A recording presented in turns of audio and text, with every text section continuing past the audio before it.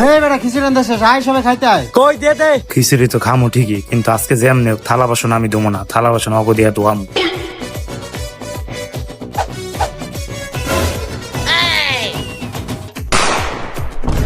কি রে ওই পলিথিনের ভিতর প্লেট ঢুকাই খা।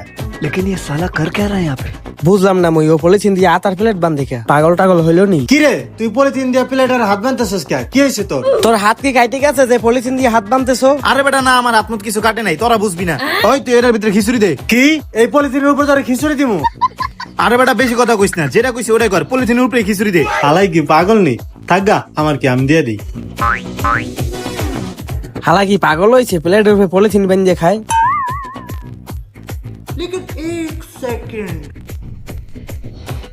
যা পেটটা একেবারে ভরে গেছে গা, আর খেতে পারুম না, এখন একটু হুইয়া থাকি, আর তো কোনো কাজ কাম নাই।